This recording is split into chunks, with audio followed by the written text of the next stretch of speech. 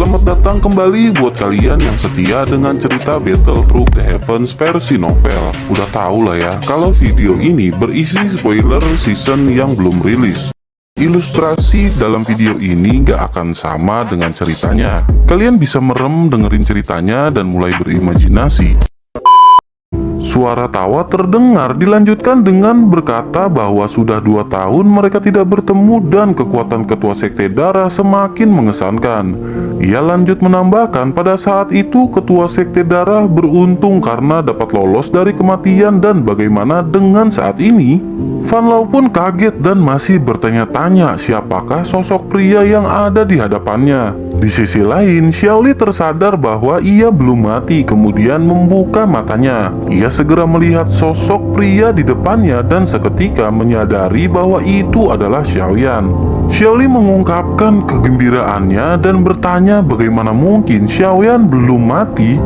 Mendengar hal itu, 3 orang doang serentak dan menyadari nama yang baru saja disebutkan adalah orang yang mengalahkan Kaisar Obat Han Feng. Van Lau juga merasa kaget ketika melihat Xiaoyan yang benar-benar masih hidup. Di sisi lain, Xiaoli yang masih merasa gembira berkata kepada Xiaoyan sebaiknya mereka mundur mengingat Van Lau adalah praktisi tingkat puncak Do Huang. Xiaoyan pun tersenyum dan berkata bahwa 2 tahun lalu ia berhasil membuat Van Lau kabur ketakutan dan kali ini ia takkan membiarkan hal itu terjadi kembali. Xiaoli terkejut ketika mendengar Van Lau juga dikalahkan Xiaoyan pada saat itu. Setelah itu, Xiaoyan meminta Xiaoli untuk beristri jahat dan membiarkan ia menahan 3 orang doang sekaligus dengan Van Lau. Xiaoli makin keheranan dengan kepercayaan diri yang ditunjukkan Xiaoyan dan tak lama Xiaoyan pun berbalik ke arah mereka berempat. Pedang besar keluar dari cincin penyimpanan yang diberikan Suqian kepada Xiaoyan. Dengan ayunan pedang beratnya, gelombang suara ledakan terbentuk sebelum akhirnya mendarat hancur di tanah.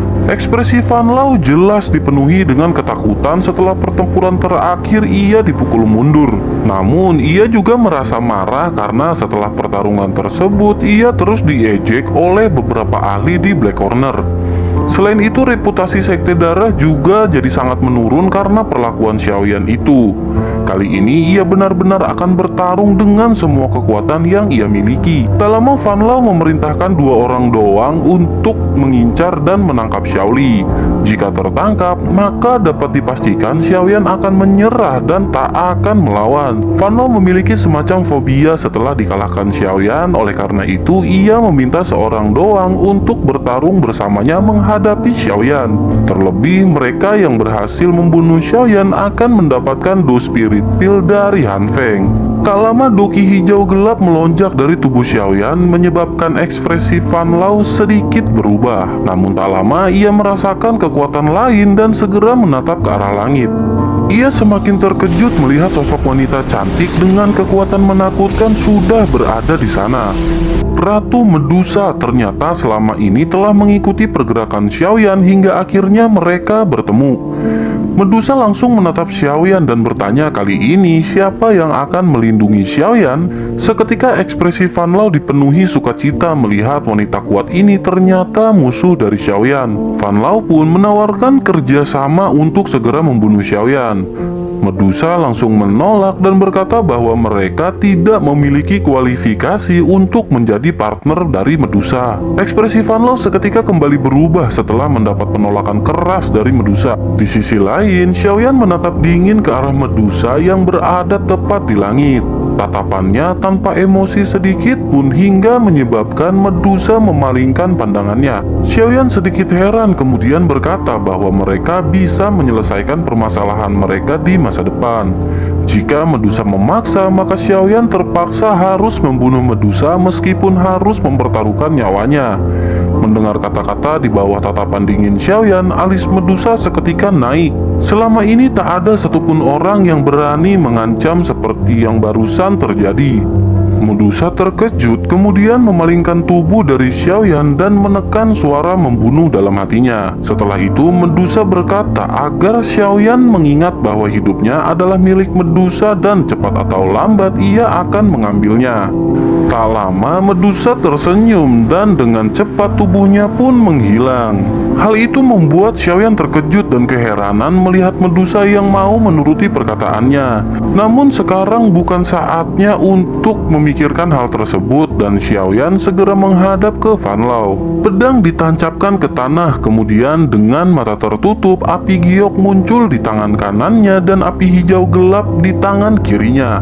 Tak lama gugusan api hijau gelap melonjak dan pecah menjadi dua bagian. Yang satu berwarna hijau dan satunya api tak terlihat. Fallen Heart Flame? Teriak Fan Lao keheranan ketika menyadari Xiaoyan telah mendapatkannya. Tanpa basa-basi, Xiaoyan pun melemparkan api ke arah mereka. Melihat hal itu, Fan Lao terkejut dan doki merah darah segera melonjak dari tubuhnya. 3 orang doang juga melakukan hal yang sama, kemudian mereka berpisah mengelilingi api yang dilempar Xiaoyan.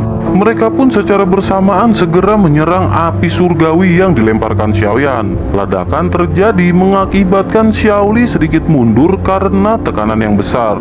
Tak lama 4 orang bergegas mengarah ke Xiaoyan dengan secepat kilat. Melihat hal itu, api di tangan kiri Xiaoyan mengeluarkan getaran yang mengakibatkan mereka berhenti seketika. Fan Lao dan yang lainnya segera mengalirkan doki untuk menekan Heart Flame yang muncul di tubuh mereka. Taktik yang Xiaoyan gunakan dari Fallen Heart Flame adalah untuk memanipulasi Heart Flame atau api jantung dalam tubuh seseorang. Jika tekanannya ringan maka akan meningkatkan doki, namun jika tekanannya liar maka akan membakar jantung dari dalam. Walaupun tidak dapat membakar doang, setidaknya dapat mengakibatkan kerusakan yang lumayan. Tak lama setelah itu, Xiaoyan menghilang bersamaan dengan pedang beratnya dan sudah berada tepat di depan seorang doang. Hantaman keras pedang meniban kepala dan membuat ia terpental dengan darah yang berhamburan. Lama Fan Lao dan 2 orang doang berhasil menekan Heart Flame dan terbebas. Fan Lao segera memerintahkan kedua doang untuk menangkap Xiaoli sementara ia akan berhadapan dengan Xiaoyan. Mereka pun segera berpencar dan bersamaan dengan itu Heart Flame kembali muncul dalam tubuh Fan Lao dengan tekanan yang semakin besar dan menyakitkan. Tanpa membuang-buang waktu, Xiaoyan secepat kilat berada tepat di hadapan Fan Lao. Octane Blast dilepaskan tepat di dada Fan Lao hingga akhirnya ia pun terpental dengan seteguk darah yang keluar.